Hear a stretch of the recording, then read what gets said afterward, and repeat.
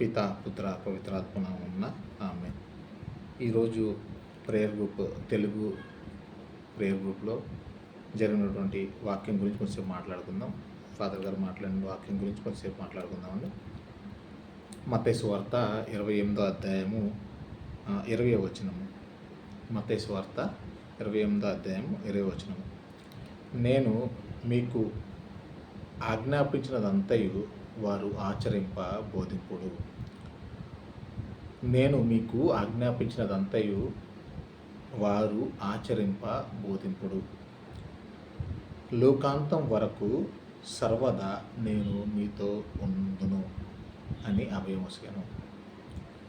Praise the lord, praise the lord, praise the lord. హల్లెలూయా.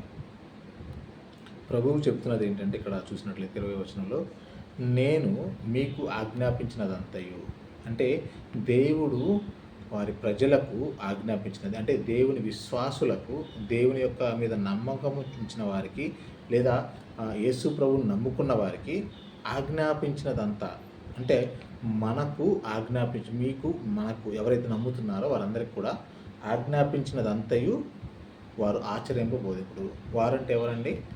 ఎవరైతే నమ్ముతున్నారో, ఎవరైతే యేసు ప్రభువుని తెలుసుకుంటూ ఉన్నారో వారందరూ కూడా ఆచరించాలి. అంటే ఒక ముక్కలో చెప్పాలి అంటే, యేసు ప్రభు ఏమైతే చెబుతూ ఉన్నారో అది చెప్పడం కాదు, మొదటిగా మనం ఆచరించాలని దేవుడు కోరుకుంటూ ఉన్నాడు. యేసు ప్రభు చెప్పిన దాన్ని, యేసయ్య చెప్పిన వాక్యాన్ని మనందరం కూడా ఆచరించాలని కోరుకుంటూ ఉన్నాడు. అది ఆచరించడం మనం మాత్రమే ఆచరించడం కాదు, కానీ ఇతరులందరూ కూడా ఆచరించే విధంగా వారికి మనం ప్రోత్సాహం ఇవ్వాలని, మనం వారికి సహాయం చేయాలని, వారికి తోడ్పడాలని ప్రభు కోరుకుంటూ ఉన్నాడు. దాని గురించి మనం చెప్పాలని ప్రభు ఆశిస్తూ ఉన్నాడు మనందరికీ.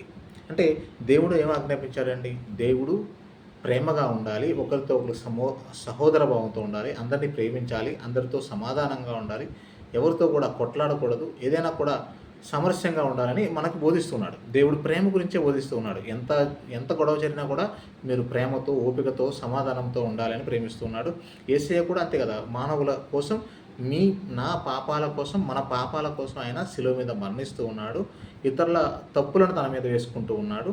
ఆ విధంగా మనమందరం కూడా ఒకరి కోసం ఒకరు కలిసిమెట్టుగా దీవించాలి, కలిసి అందరూ కూడా ఒకే కుటుంబంలాగా ఉండాలని ప్రభు కోరుకుంటున్నాడు. ఆ విధంగా మనం ఇతరులను మనం ప్రోత్సహించాలి, ఇతరులతో ఆ విధంగా ఉండాలి, అదే విధంగా ఉండాలని కూడా ఇతరులకు మనం చెప్పాలి, వారికి ఆ విషయాన్ని మనం బోధించాలి. అంటే మనము క్రైస్తవులుగా ఉండడమే కాదు, వాక్యాన్ని వినటమే కాదు, వాక్యాన్ని చదవడమే కాదు, వాక్యాన్ని మనము ఫాలో చేయాలి, వాటిని అనుసరించాలి. అదేవిధంగా ఇతరులకు అనుసరించడానికి మనం సహాయం చేయాలి. ఎవరైతే దాన్ని అనుసరించలేకపోతున్నారో, బాధపడుతూ ఉన్నారో, ఇబ్బంది పడుతూ ఉన్నారో వారికి అనుసరించడానికి సహాయం చేయాలి. ఆ విధంగా మనం వారికి బోధించాలి.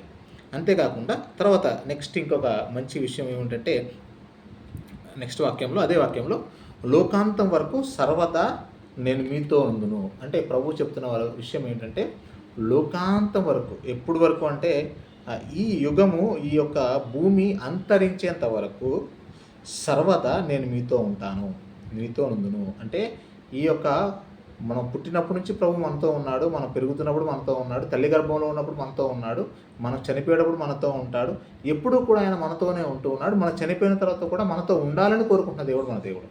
చనిపోయిన తర్వాత కూడా పరలోకంలో ఆయనతో ఉండాలని ఆయన మనల్ని కోరుకుంటూ ఉన్నాడు. అయితే ఇక్కడ ఈ లోకంలో ఉన్నంత కాలము కూడా, మనం జీవించినంత కాలము కూడా, ఈ ప్రపంచం ఉన్నంత కాలము కూడా ప్రభువు మనతో ఉంటూ ఉన్నారు, ఉంటాను అని వాగ్దానం ఇస్తూ ఉన్నారు. ఏ విధంగా మనతో ఉంటారు అని చూసుకున్నట్లయితే, మొట్టమొదటిగా మనకి ప్రభు మనతో ఉన్నది, మొదటిగా చూసినట్లయితే వాక్యం ద్వారా ప్రభువు మనతో ఉంటూ ఉన్నారు.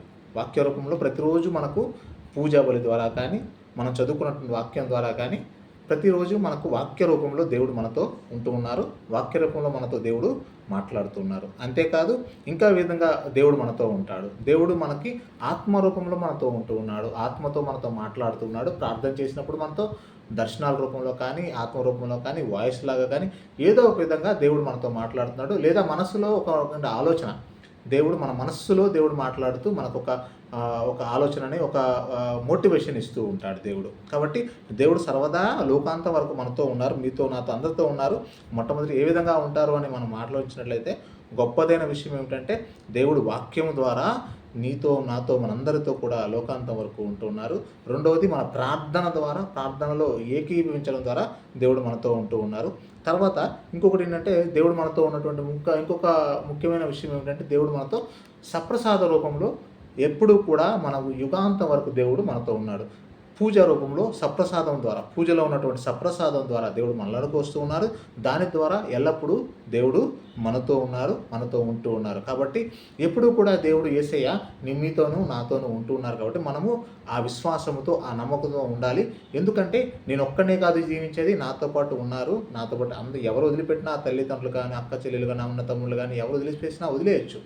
భర్త వదిలొచ్చు, భార్య వదిలొచ్చు, ఎవరైనా కూడా మనం పట్టించుకోకపోవచ్చు. కానీ ప్రభు చెప్తూ ఉన్నారు కదా, నేను ఎప్పుడు నీతో ఉంటాను.